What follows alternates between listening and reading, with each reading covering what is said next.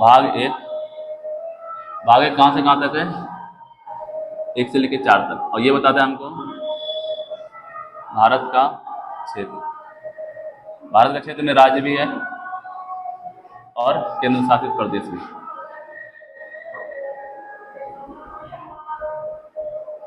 केंद्र शासित प्रदेश में कितना है और राज्य कितना है?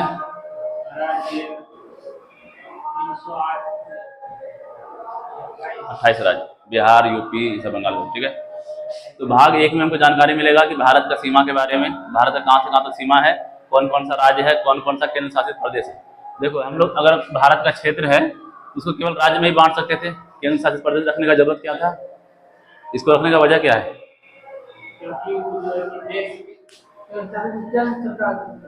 हाँ, तो इसका बनाने का वजह क्या था? हम हो सकता है सबको हम राज्य में बांट लेते, 28, 8, 36 राज्य कर लेते हम लोग। ये 8 भाग में अलग से क्यों किए? क्या वजह रहा?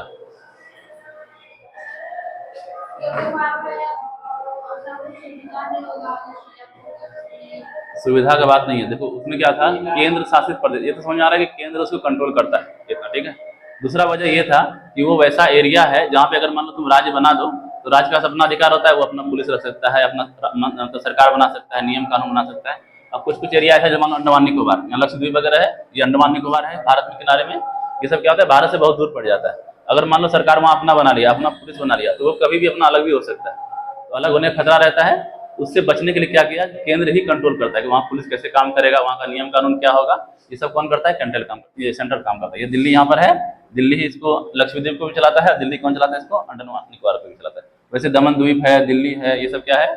केंद्र शासित प्रदेश है, इसलिए रखा गया ताकि वो फिर से अलग नहीं हो जाए, टूट नहीं जाए। ठीक, ये हमारा केंद्र शासित प्रदेश। इसी में बताता है कि मान लो कोई जैसे एक तो बता दिया राज्य के बारे में, राज्य एवं केंद्र शासित प्रदेश, यही लिखना। और 2 बताता है सीमा के बारे में, सीमा में बदलाव नहीं, नए राज्य का शामिल करना, नए राज्य को शामिल करना है अपने भारत में। ठीक है। तो ये कौन बताएगा? आर्टिकल 2। 3 बताता है सीमा में परिवर्तन, और 4 बताता है कि राष्ट्रपति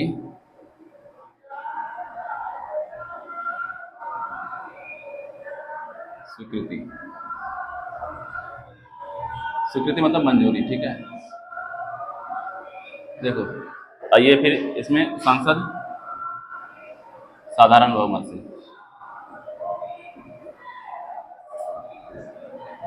इतना डिटेल्स में पढ़ाएंगे नहीं, ये सब पहले यूट्यूब पे मिल जाएगा अभी मेरे चैनल पे। यहाँ पे देखो, एक क्या है भारत के बारे में राज्य और केंद्र शासित प्रदेश, 2 है कि नए राज्य का शामिल करना। मान लो कोई बाहर का राज्य, नेपाल, नेपाल हमारे देश में शामिल होना चाह रहा है तो आर्टिकल 2 के तहत आएगा। ठीक है।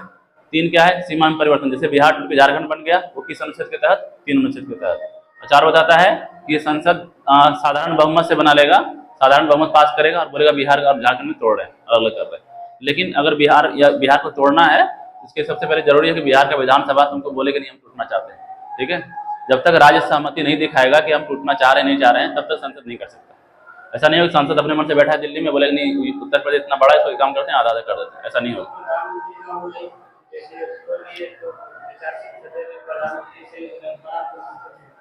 संसद वो हम लोग आगे, प्रधानमंत्री संसद से बड़ा नहीं होता है, सबका अलग अलग रूल है।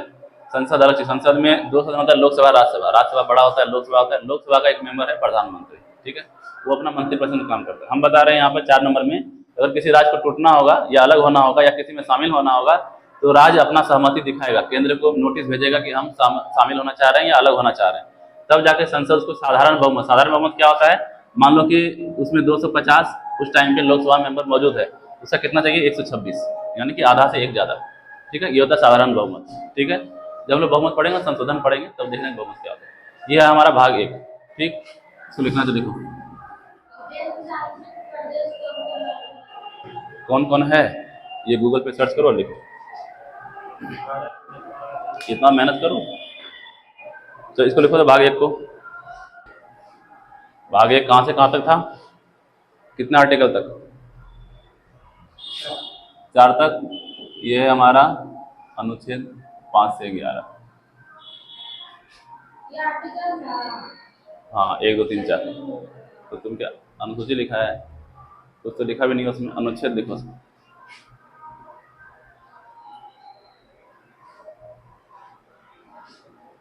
तो उसके बाद उनका अनुच्छेद हो गया।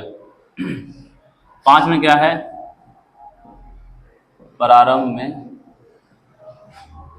नागरिकता। मतलब हमारे देश में जब संविधान लागू हुआ उस टाइम पे जो भी भारत में रह रहा था उस सबको नागरिक हो गया भारत का, ठीक है। 5 क्या बताता है, भारत में नागरिकता। 6 बताता है हमारा कि भारत में स्थानांतरित। स्थानांतरित मतलब होता है आना जाना, ठीक है। जो भारत में लोग आए उसके लिए बताता है कि भारत में जो लोग आए उसको नागरिकता मिल जाएगा, ठीक। और 7 बताता है पाकिस्तान में या स्थानांतरित, जो पाकिस्तान चला गया उसका नागरिकता खत्म, ठीक। 8 बताता है विदेश।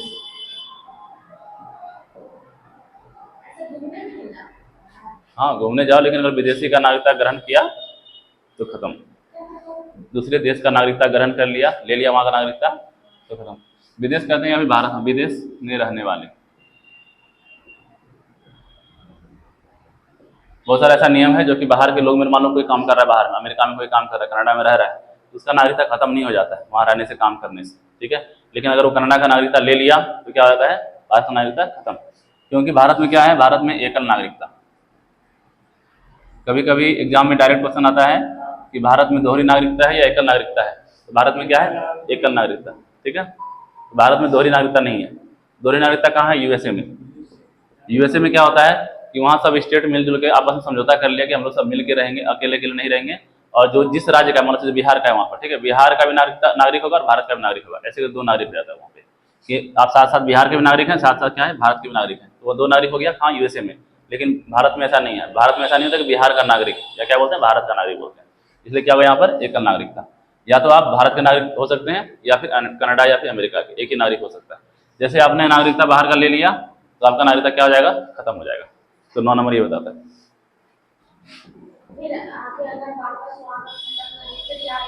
तो फिर वहाँ यहाँ के लिए अलग नियम है कि आपको यहाँ 7 साल रहना पड़ेगा, 11 साल रहना पड़ेगा, रह के दिखाना होगा कि आप यहीं रहना चाह रहे हैं। फिर आपको 1 साल रजिस्ट्रेशन करना होगा, तब जाकर के आपको नागरिकता मिलेगा।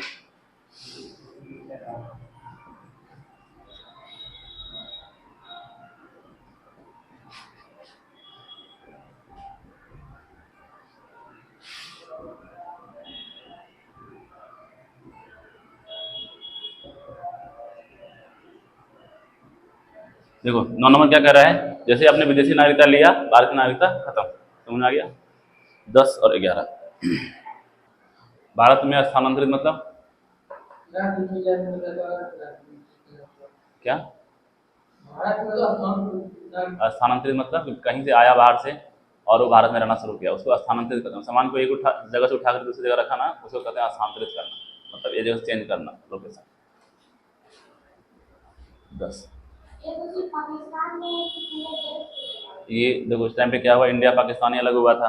अब कुछ लोग चाहता था कि इंडिया में रहें, कुछ लोग चाहता था पाकिस्तान में रहें, तो उन लोगों को कुछ समय दिया गया कि ठीक है आप इतना तारीख तक में डिसाइड कर लीजिए कि आपको कहाँ रहना है। अब कुछ लोग क्या हुआ, पाकिस्तान से वापस आ गया, नहीं पाकिस्तान अच्छा नहीं लगा तो भारत में आ गया। वो कहाँ चला गया, आर्टिकल 6 में। तो 6 वाला क्या हो गया, तो पाकिस्तान भारत में स्थानांतरित हो गया, तो क्या हो गया, उसको नागरिकता मिल गया कि आप इस तारीख से पहले आ गए, इसका मतलब आपको नागरिक भारत का हो गया, ऑटोमेटिक हो गए। फिर बोला कि नहीं, कुछ लोग है जो कि पाकिस्तान जाना चाह रहा है, नहीं रहना चाह रहा है यहाँ पे, उसका जैसे पाकिस्तान गया बोला कि अपना नागरिकता खत्म। तो उन लोगों ने टाइम दिया गया।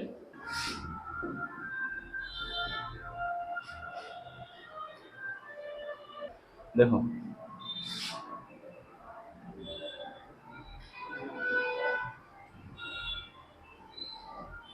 नागरिकता मतलब नागरिक करो,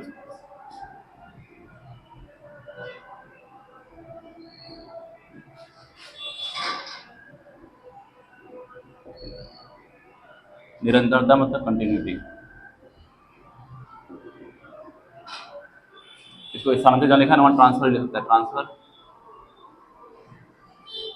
ट्रांसफर मतलब इधर उधर जाना। देखो लिखना बंद करो। नागरिक के अधिकार की निरंतरता मतलब कि आर्टिकल 10 जो बताता है कि जिसको कुछ अधिकार ऐसा है, मौलिक अधिकार जो केवल नागरिक के लिए, विदेशी के लिए नहीं है, ठीक है। तो जो भी नागरिक के लिए अधिकार दिया गया संविधान में, वो उसके लिए हमेशा रहेगा जब तक वो नागरिक बना रहता है। 10 ये बताता है। 11 बताता है कि संसद का अधिकार, संसद का अधिकार नहीं बोलते, पावर बोल सकते हैं। तो पावर यानी शक्ति।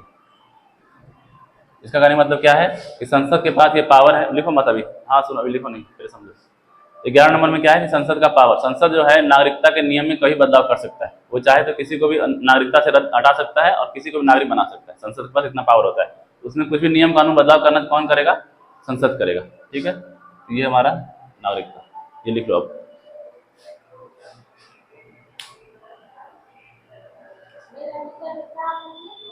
हाँ, निरंतरता मतलब एक बार अगर वो नागरिक बन गया, ऐसा नहीं हो गया आप उसको 2 साल के लिए बिठा दें कि नहीं आप नागरिक नहीं है और आपको ये अधिकार नहीं दिया जाएगा। अगर एक बार वो नागरिक है तो पूरे हमेशा के लिए नागरिक है, जब तक कि वो रद्द नहीं हो जाता नागरिक। मान लो किसी देश का नागरिकता ले लिया तो रद्द हो गया, या फिर मान लो किसी ने रजिस्ट्रेशन कराया है लेकिन गलत दस्तावेज दिखाया था, फर्जी डॉक्यूमेंट कराया था, तब भी रद्द हो सकता है। तो बहुत सारा रद्द होने का भी नियम है। देखो भाग 3, भाग 3 है मौलिक अधिकार।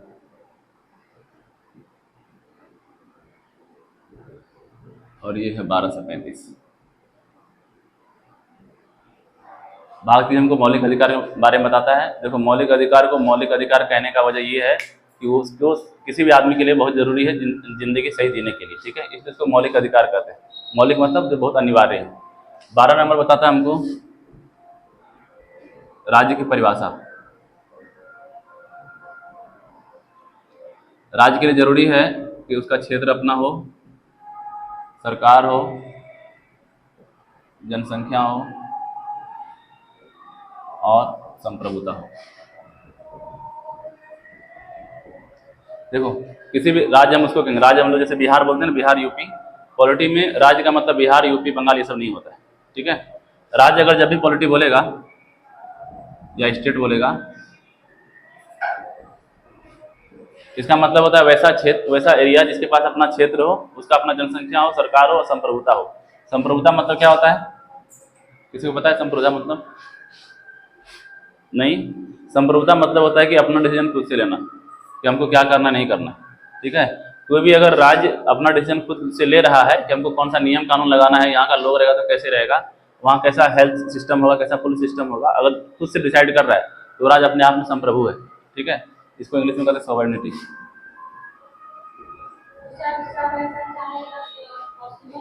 हाँ, तो इसलिए तो बिहार जो है संप्रभु नहीं है, इसलिए वो राज्य नहीं है पॉलिटी के नज़र में। ठीक है, पॉलिटी के नज़र से देखेगा तो बिहार यूपी बंगाल ये सब राज्य नहीं है, क्योंकि बिहार में कुछ भी नियम कानून बनता है वो अपने मन से नहीं बना सकता है, केंद्र का कंट्रोल रहता है। ठीक है, केंद्र डिसाइड करता है क्या होना चाहिए। तो राज्य क्या बिहार राज्य नहीं है? और तुम लोग अपने आप में संप्रभु है? तुम लोग अपने आप में संप्रभु है? हाँ हाँ, क्या है, कहाँ संप्रभु? कुछ डिसीजन करके देखो, खुद से डिसाइड तुम लोग नहीं कर सकता है, संप्रभु नहीं रहा। 13 बताता है कानून की असंवैधानिकता।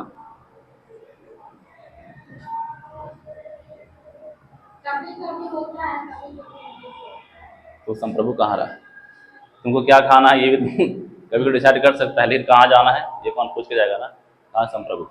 13 नंबर कानून की असंवैधानिकता। इसका मतलब क्या हुआ कि हमारे संविधान में वही सब कानून होगा जो कि मौलिक अधिकार से मेल खाता रहेगा। अगर मौलिक अधिकार से मैच नहीं हो रहा है, उसका अपोजिट कर रहा है, विरोध कर रहा है, तो वो क्या हो जाएगा? कानून असंवैधानिक हो जाएगा और वो रद्द हो जाएगा। मतलब वो संविधान में लागू नहीं कर सकते।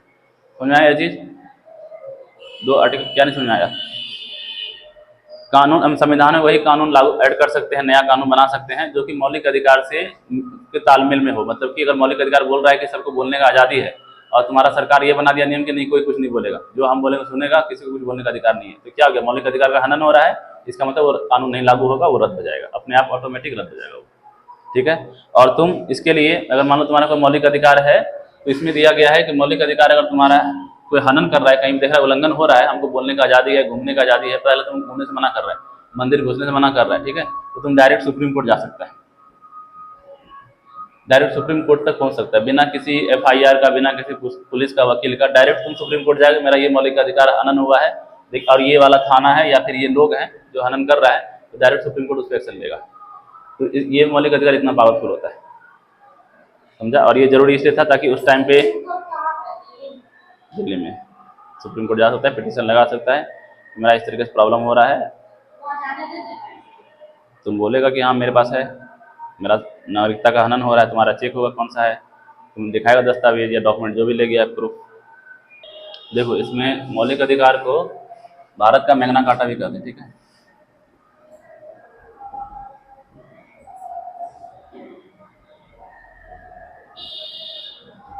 मैग्ना कार्टा लिया गया है ब्रिटेन से।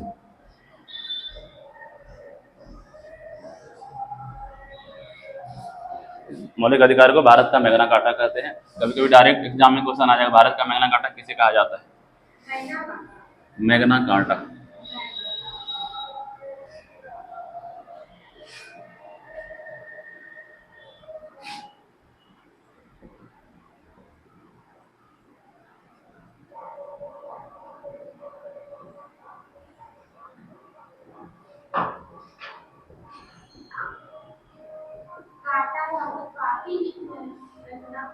ऊपर में ऐसे रेप है, कार्टा।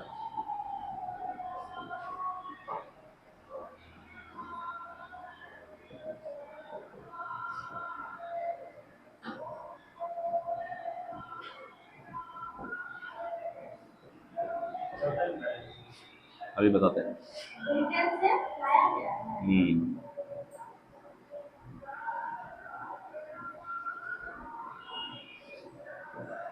धार्मिक स्वतंत्रता,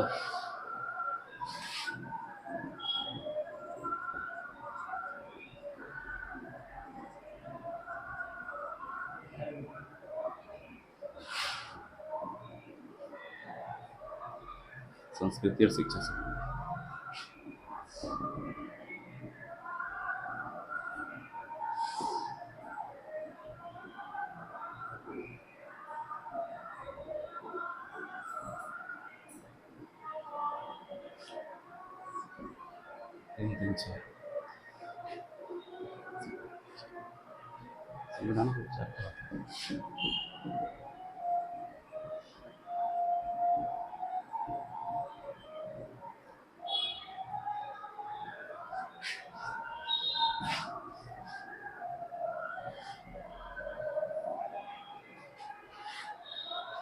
इस डिजाइन बनाओ रंगोली।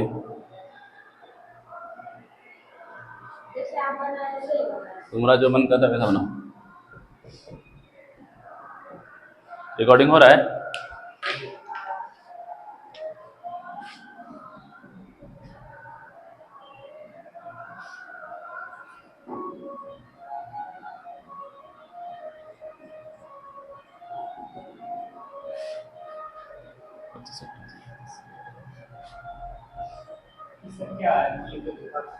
अभी हम लिखो, बनाओ तो जो बना रहे बनाओ।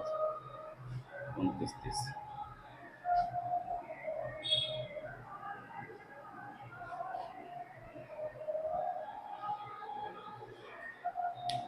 ठीक है, देखो मौलिक अधिकार को 6 भागों में बांटा गया है। पहला है समता का अधिकार, यानी समता मतलब समता बोलो या समानता बोलो, बात एक। समता या समानता, समानता मतलब बराबरी। इसमें वैसा सब अधिकार है जिसमें समानता के बारे में बात किया गया। जैसे मान लो तुम टाइटल नहीं लगा सकता है, जैसे राजा महाराजा अधिराज ये सब नहीं लगा सकता है। किसी में जातिगत भेदभाव नहीं कर सकता कि काला गोरा है या ये छोटा जात का है ऊपर जात का है। इसमें जो भी बात हो क्या होगा, समानता के बारे में, सबको बराबर करने के लिए।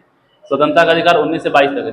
ये 14 से 18 क्या है, अनुच्छेद। ठीक है, 19 से 22 तक है स्वतंत्रता के बारे में कि आप कहीं भी घूम सकते हैं, कहीं भी देश में रह सकते हैं, कुछ भी भाषण दे सकते हैं। भाषण वैसा देंगे जिससे कि लड़ाई झगड़ा नहीं करना। ऐसा नहीं तुम भाषण दे दिया कि ठीक है हम बिहार अलग बनाएंगे इसलिए लड़ते हैं, ये भाषण आप नहीं दे सकते। यहाँ क्या है, स्वतंत्रता का अधिकार। जो भी बात होगा यहाँ पे क्या, स्वतंत्रता के बारे में कि आप कोई भी व्यवसाय कर सकते हैं, कहीं भी जा सकते हैं, घूम सकते हैं, रह सकते हैं, कुछ। शोषण के विरुद्ध अधिकार, मान लो तुमको जेल में पकड़े पुलिस लेके चला गया, ठीक है, और वो तुम्हारा घर वाले को क्या कहते खबर नहीं दिया। इसमें क्या है कि इसमें दिया जाता है कि आप जेल वाले को, मतलब जैसे मान लो पुलिस पकड़ ले जाता है और 24 घंटा के अंदर आपको उसके घर वालों को सूचना देना होगा कि आपका बेटा ऐसे ऐसे किया हुआ है, आपका बेटा इस थाने में है, आप यहाँ पे मिल लीजिए। इसके साथ ये अधिकार मिलता है कि मान लो आप वकील भी रख सकते हैं लड़ाई करने के लिए, और उसके साथ साथ आपको 24 घंटे के अंदर मजिस्ट्रेट के सामने पेश करना होगा। थाना आपको 24 घंटा से ज़्यादा तक थाना में नहीं रह सकता। उसके बाद आपको कहाँ ले जाना पड़ेगा, मजिस्ट्रेट के पास। अगर मजिस्ट्रेट के पास ये हो गया कि वो बता दिया कि नहीं, मतलब दोषी साबित नहीं हो पा रहा है, तो आपको 24 घंटा के अंदर छोड़ना पड़ेगा उसको। ये सब चीज़ें कहाँ हैं, शोषण विरुद्ध अधिकार। धर्म की स्वतंत्रता, मतलब अगर मान लो तुम हिंदू है या मुस्लिम है तो सबको अपना अपना धर्म का आज़ादी है, जो अपना धर्म का प्रचार प्रसार कर सकता है अपने धर्म के बारे में। जैसे इसको पूजा करने का तरीका है, कोई पगड़ी पहनता है, कोई बुर्खा पहनता है, सबको अपना आज़ादी है। कोई जैसे तिलक लगाता है, टिक लगाता है, ये सब चीज़ें सबको आज़ादी है कि तुम अपना जिस तरीके से धर्म का प्रचार करना, जो तुम्हारा नियम कानून है धर्म के अनुसार, वो चीज़ कर सकता है। ये किसमें था, 25 से 28। शिक्षा संबंधी अधिकार, अब मान लो कोई माइनॉरिटीज है, माइनॉरिटी मतलब है SC ST जो छोटा जात का है, ठीक है। मान लो कुछ बहुत अल्पसंख्यक है, जैसे मान लो ईसाई हो गया, सिख हो गया, जो हमारे देश में कम संख्या में है। अगर जो कम संख्या में है वो अपना जाति का प्रचार करने के लिए, देखो मेरे जाति मेरे धर्म में ऐसा होता है, तुम अपना स्कूल खोल सकता है, किससे? संस्कृति संबंधित। तो मेरे संस्कृति में ऐसा है, वो अपना शिक्षा, जैसे मान लो किसी को है कि संस्कृत को बढ़ावा देना है, क्या करेगा? संस्कृत का स्कूल खोल सकता है, संस्कृत का यूनिवर्सिटी खोल सकता है कि आप मेरे स्कूल में आइए, संस्कृत पढ़िए, गीता पढ़िए, महाभारत पढ़िए। ये सभी अधिकार दिया है किसमें? 29 से लेकर 30। संवैधानिक उपचार का मतलब क्या होता है? हम जो बताए थे अभी कि आप मौलिक अधिकार के लिए सुप्रीम कोर्ट तक जा सकते हैं। ये किस में आता है? अनुच्छेद 32। अब देखो यहाँ से 29 और 30 है और 31 गायब हो गया। 31 में क्या था हमारा? 31 में था भूमि सुधार, सॉरी भूमि मतलब कि ये 31 में था पहले। 31 में जो था आर्टिकल अनुच्छेद 31 में वो था भूमि की, सबका अपना अपना भूमि होगा और वो कोई उसी से छीन नहीं सकता है, ठीक है। ये मौलिक अधिकार था, लेकिन इसको यहाँ पर से हटा दिया गया। हटाया किसमें? 44वां संशोधन में। हटा कर कहाँ डाल दिया गया? 300A में और अनुसूची 9 में, ठीक है। ये समझ में आया? 31 को हटा कर कहाँ डाल दिया गया? 300A में डाल दिया गया। अब वो क्या हो गया? मौलिक अधिकार नहीं रहा, वो केवल क्या हो गया? कानूनी अधिकार हो गया। देखो 31 कुछ नहीं, 31 खाली। देखो अधिकार जो होता है वो दो तरीके से होता है। एक तो मौलिक अधिकार जो हम लोग पढ़ रहे हैं, और एक होता है कानूनी, कि आप इसके लिए लड़ सकते हैं कानूनी के लिए, ठीक है। नहीं दिख रहा है मतलब अधिकार दो तरीके का है, एक मौलिक जो दिख रहा है तुमको बोर्ड पे, और दूसरा है कानूनी अधिकार, ठीक। कानूनी अधिकार के लिए आप लड़ सकते हैं, लेकिन अब उसके लिए ऐसा नहीं होता कि आपको सरकार उसे छीन नहीं सकता। सरकार सार्वजनिक यूज करने के लिए, पब्लिक की भलाई के लिए आपसे वो जमीन ले सकता है, आपका घर भी ले सकता है। कि आप मान लो हॉस्पिटल बनने वाला है और आपका वहाँ पे जमीन पड़ रहा है, तो आपको क्या करेगा? अलग जगह घर दे दिया जाएगा, आपको उतना जमीन दे दिया जाएगा, आप वहाँ रहिए। उसके लिए आप कानून लड़ सकते हैं। मान लो जैसे मान लो तुम्हारी जमीन है, अब कोई तुमसे कोई आदमी छीन नहीं सकता। कि मान लो कोई प्रश्न आदमी आया और वो छीन लिया, तो उसके लिए तुम क्या है? कानूनी अधिकार है कि तुम्हारा कानूनी हक है कि तुम्हारा जमीन है, तुम्हारा घर है, तुम उसमें रह सकता है। लेकिन वो तुम्हारा मौलिक अधिकार नहीं है कि तुमसे सरकार भी नहीं छीन सकता। जितना मौलिक अधिकार है ना, ये कोई भी सरकार आ जाए वो नहीं छीन सकता, चाहे वो सरकार कितना पावरफुल है। जो इसमें 12 से 35 में मेंशन कर दिया गया है, वो अधिकार लोगों का है, उसको कोई भी सरकार हो, डीएम हो, राष्ट्रपति हो, कोई भी नहीं छीन सकता। जब तक कि संविधान संशोधन करके बदलाव ही नहीं किया जाएगा, जैसे बदलाव किया गया, भूमि में बदलाव किया गया, तब जाके छीन सकता है, अदरवाइज वो कभी छीनेगा नहीं। ये था हमारा मौलिक अधिकार। और एक एक आर्टिकल जो है पीडीएफ में दिया गया, पीडीएफ में पढ़ लेना, ठीक। खत्म। मौलिक अधिकार 4, भाग 4 देखो फटाफट। आज हम सोच रहे हैं फटाफट 5 तक खत्म कर दे। 5 तक पहुंच गए हैं, 5 तक तुम लोग का रिविजन हो जाए। देखो भाग 4 राज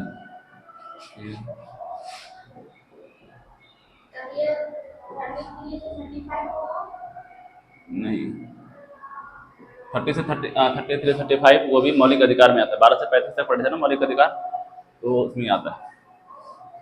ये आता है, इसका इंग्लिश होता है डायरेक्टिव प्रिंसिपल ऑफ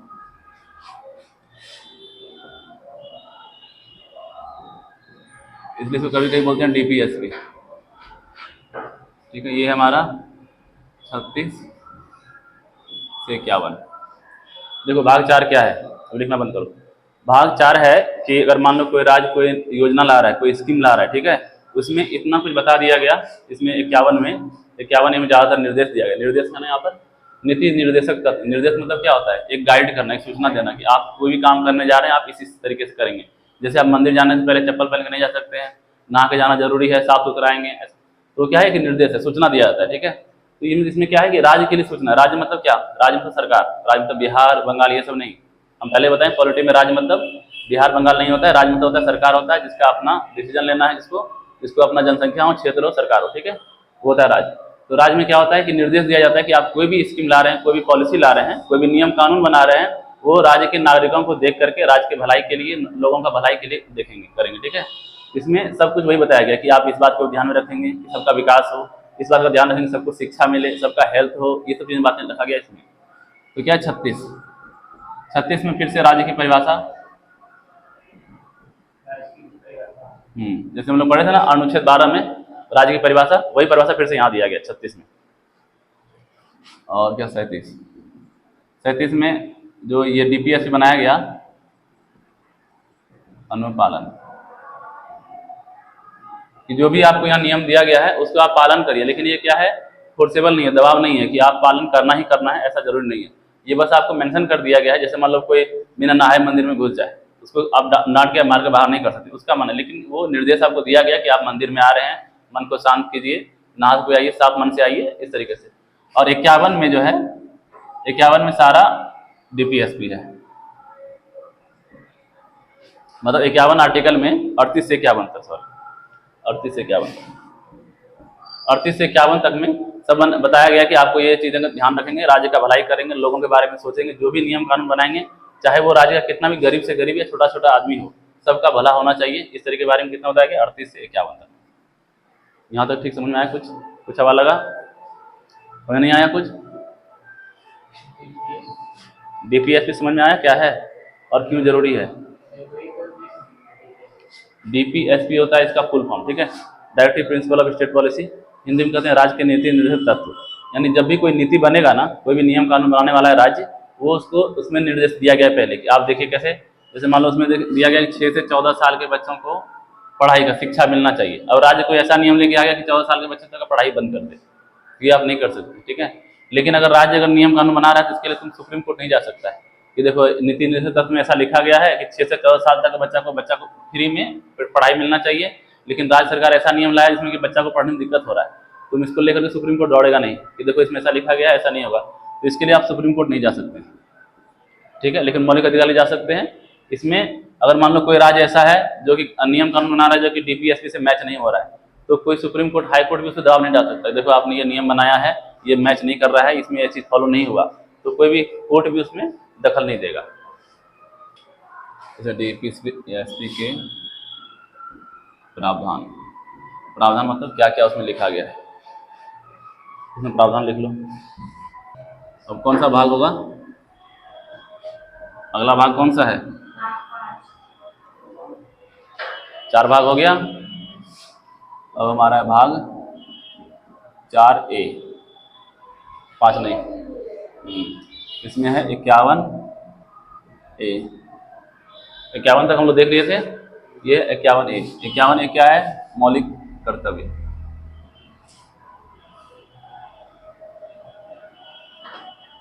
मौलिक कर्तव्य के बारे में बताता है। इसमें बस एक ही आर्टिकल है 51A, और इसमें टोटल है 11 सूची, 11 तत्व। जो कि हमें कहने मतलब है सबको मौलिक अधिकार मिला भारत के नागरिकों को, अधिकार तो मिल गया। जब अधिकार मिलता है तो साथ साथ में कर्तव्य भी आता है, ठीक है। अगर तुम्हें घर में रहने दिया जा रहा है, खाना दिया जा रहा है, इसका मतलब घर का कुछ न कुछ ड्यूटी काम करना पड़ेगा तुमको, है ना। बिना काम करे तुम खाना नहीं मिलेगा, रहने को नहीं मिलेगा। तो जैसे अधिकार मिलता है साथ में क्या आता है? ड्यूटी आता है। तो फिर से ड्यूटी भी ऐड किया गया। ये जो ड्यूटी ऐड किया गया था, कभी कभी एग्जाम में आता है, ये स्वर्ण सिंह समिति, ये एक समिति बनाया गया, जैसे हम लोग कल समिति पढ़ रहे थे ना, वैसा एक समिति बनाया गया। बोला गया देखो मौलिक कर्तव्य क्या क्या होना चाहिए, इसके बारे में तुम पता करके आओ कि क्या क्या इसमें ऐड होना चाहिए। तो इसके वजह से यहाँ पे 10 तत्व, इन्होंने 11 बताया था स्वर्ण सिंह समिति ने, लेकिन उसका 10 तत्व में शामिल किया गया, ठीक है। उसके बाद एक बाद में ऐड किया गया, टोटल कितना हो गया? 11 तत्व ऐसा है जिसमें 51A में 11 बात बताया गया, जैसे कि आपको राष्ट्रीय ध्वजा का पालन करना है, नियम कानून का, सरकारी सामान का नुकसान नहीं करना है, जब भी देश में लड़ाई होगा तो आपको तैयार रहना है लड़ने के लिए। ये सब क्या बताया गया? मौलिक कर्तव्य बताया गया, ठीक है। ये मौलिक कर्तव्य। स्वर्ण सिंह समिति क्या अनुच्छेद आर्टिकल क्या बोल रहे थे? स्वर्ण समिति क्या बोलेंगे उसको? सजेशन। स्वर्ण समिति के सजेशन पे 10 तत्व शामिल किया गया, यानी स्वर्ण सिंह समिति ने सुझाव दिया 10 तत्व शामिल करने के सुझाव पर। सुझाव समिति दिखाई नहीं दे रहा नाम। समिति जब होगा तब पूरा संगठन होगा, मेंबर होगा उसमें और सारा। स्वर्ण सिंह इसलिए नाम लिखा गया क्योंकि वो उसका प्रेसिडेंट था, वो उसका मुखिया था, ठीक है, उस समिति का, इसलिए इसका नाम पड़ गया स्वर्ण सिंह। और आ गया भाग 5, जो भाग 5 हम लोग पढ़ रहे हैं अभी। भाग 5 है केंद्र के बारे में, कि केंद्र कैसे काम करता है, वहाँ कौन कौन सरकार है। संसद के बारे में, जैसे राष्ट्रपति, तो इसको और विषय हिसाब से लिखना है।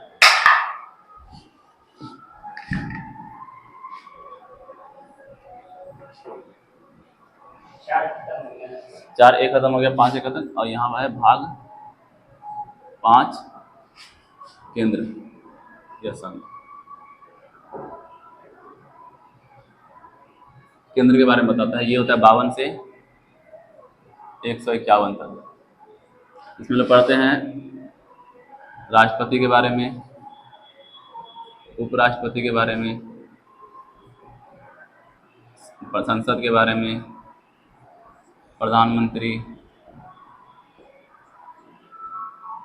मंत्रिपरिषद, सीएजी, एजी, ये सब के बारे में पढ़ेंगे 5 में। 5 चल रहा है अभी क्लास में। और जब लोग राष्ट्रपति उपराष्ट्रपति ये सब खत्म कर गए, संसद में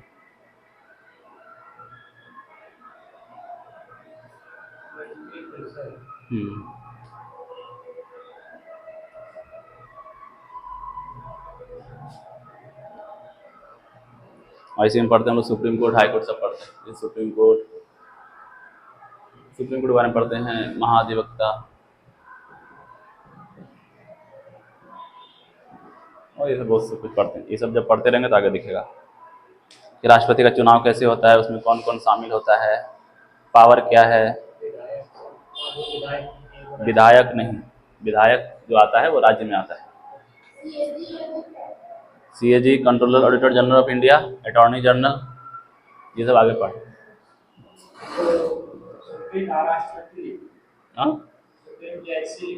एससी मतलब सुप्रीम कोर्ट, बराबर लिखने की जरूरत नहीं है। उसमें ये बताएं कि इसके बारे में पढ़ेंगे हम लोग आगे। मैथ निकालो कल का क्वेश्चन।